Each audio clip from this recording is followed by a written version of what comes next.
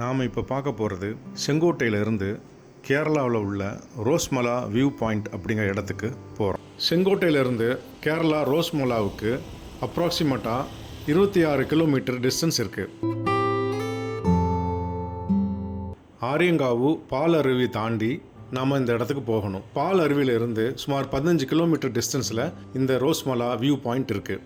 இடையிடையில் போகிற வழியில் சின்ன சின்ன நீரோடைகள், ஊற்றுகள் மலையிலிருந்து கொட்டி ரோடு வழியாக கிராஸ் பண்ணி போகிறத பார்க்கலாம். போகிற வழி எங்கும் அடர்ந்த மரங்களும் அடர்ந்த காடுகளும் பூச்சிகளின் சத்தங்களும் நிறைய கேட்கும். புலிகள், யானைகள் வரும் அப்படின்ற போர்டு, காஷன் போர்டு பார்க்கலாம். நீங்கள் இந்த இடத்துக்கு சுற்றி பார்க்க வரணும்னு நினச்சிங்கன்னா வரும்போது கொஞ்சம் ஸ்நாக்ஸு, வாட்டர் பாட்டில் இதெல்லாம் கொண்டு வந்துடுங்க. போகிற வழியில் ரோஸ்மலா கிட்ட ஒரு சின்ன கிராமத்தில் ஒரு சாயா கடையை பார்த்தோம். அந்த சாயா கடையில் ஒரு பழம்பூரியும் ஒரு சாயாவும் குடித்தோம். ஏத்தம்பழத்தில் செய்கிற பஜ்ஜியை தான் இங்கே கேரளாவில் பழம்பூரின்னு சொல்கிறாங்க.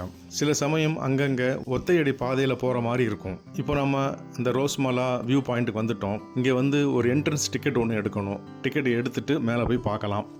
மேலே போகிறதுக்கு ரோடு வசதி எதுவும் இல்லாததுனால நடந்து தான் போகணும். பாறைகள்லாம் இருக்கும், அதன் மேலே ஏறி தான் நம்ம போகணும்.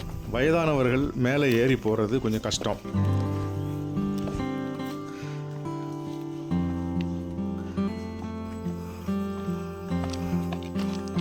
இதுதான் நாம் பார்க்க வந்த ரோஸ்மலா வியூ பாயிண்ட். இங்கே பார்க்குறதுக்கு ரொம்ப அழகாக இருக்கும். இந்த வியூ பாயிண்ட்லேருந்து தூரத்தில் ஆறுகள், மலைகளை, அடர்ந்த காடுகளை நம்ம பார்க்கலாம். பார்க்குறதுக்கு ரொம்ப நல்லாயிருக்கும்.